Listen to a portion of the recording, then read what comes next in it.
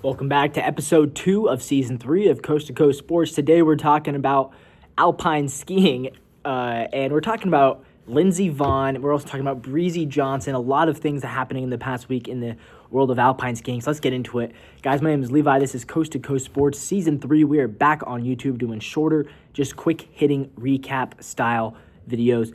But yeah, I was obviously tuning into the alpine skiing because I was curious to see what's going to happen with Lindsey Vonn, 41 years old.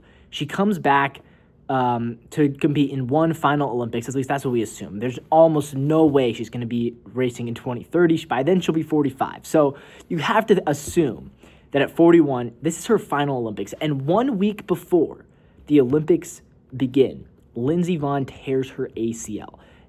Devastating, right? It's a devastating injury. It's the sort of injury that, you're not meant to recover from that super quickly, right? You're just not. Like in football, it takes you 9 months to recover from that surgery, sometimes longer.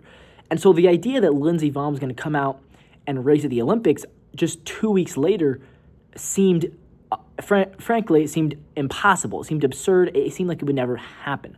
How could it happen?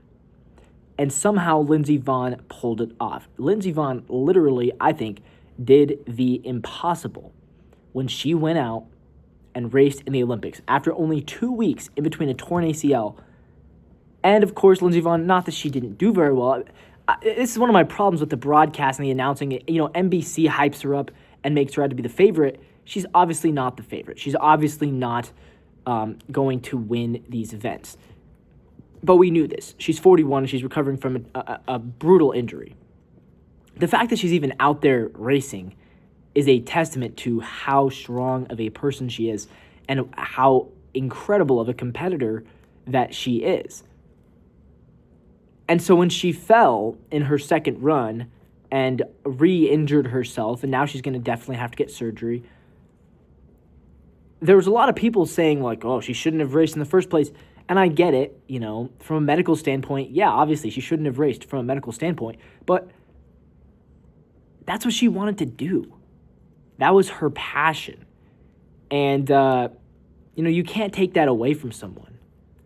When you are so passionate about your sport and your event that you will literally ski down the hill completely injured,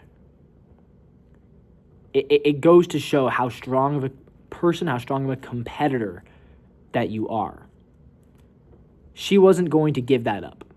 No matter what the doctors said, no matter what the fans on Twitter said, no matter what anybody said, she was going to race in these Olympic Games. And credit to her for doing that. Credit to her for getting the job done and going out and just participating. Now on the other side of the winning team, Breezy Johnson from Team USA, she took home the USA's first gold medal in the 2026 Olympics in the same event that Lindsey Vonn was racing in. So good for her. Breezy Johnson, a Washington native. So a special shout out there. I'm also a Washington native. And what a name. I love the commentary. What a name for a downhill skier. Breezy Johnson. Like, honestly, man, it just sounds like a person who's going to be up on the mountain. Breezy Johnson cruising to a skiing victory for herself. So congratulations to Breezy Johnson on that.